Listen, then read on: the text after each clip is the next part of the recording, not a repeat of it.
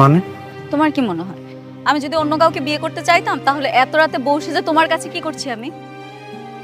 ভাগ্যিস তুমি চিঠির মধ্যে তোমার মনের কথা লিখেছিলে, তা না হলে তো আমি জানতেই পারতাম না তুমি আমাকে ভালোবাসো, আর বাবাকে বলে বিয়েটা ভাঙতেও পারতাম না।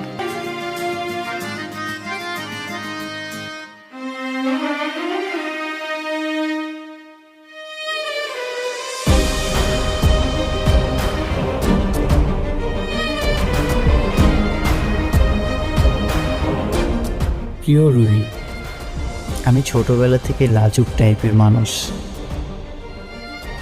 নিজের মনের কথা স্বাভাবিকভাবে আমি প্রকাশ করতে পারি না।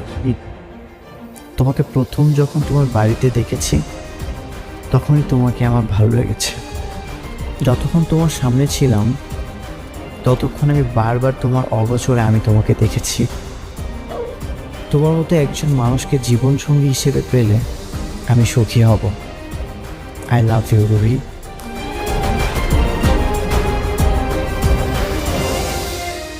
রুহি, কালকে তো বিয়ের কার্ড ছাপানো হবে। এখন তোর কতজন বন্ধু বান্ধবী হবে এর একটা ধারণা আমাকে দে। বাবা, একটা তো ঝামেলা হয়ে গেছে, আমার মনে হয় বিয়েটা হওয়ার আগে ভেঙে যেতে পারে।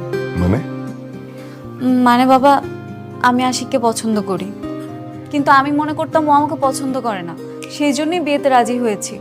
এতদিন পরেও আমাকে বলেছে, দেখো।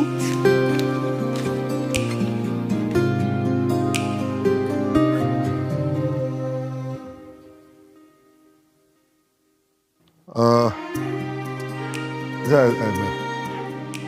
আমি আমি এখন কি করবো বলতো? বাবা, আমার মনে হয় আশিক আমাকে ভালো রাখবে।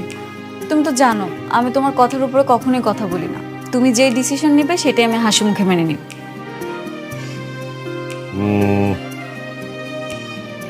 আমি মনোরের সাথে কথা বলবো, তোর বিয়ে আশিকের সাথেই হবে ইনশাল্লাহ। থ্যাংক ইউ বাবা।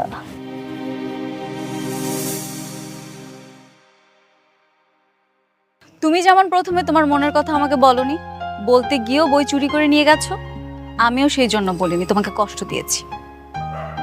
তার মানে তুমি আমাকে মিথ্যা বলে এতদিন কষ্ট দিয়েছো? জি মশাই, এটা তোমার প্রাপ্য ছিল। এই বউ সাজা, এটাও কি মিথ্যে? মিথ্যা হবে কেন? তোমার জন্য সেজেছি। বাবা কাজী নিয়ে বসে আছে, আর তোমার মাও মনে হয় এতক্ষণ চলে এসেছে। চলো তাড়াতাড়ি আসো।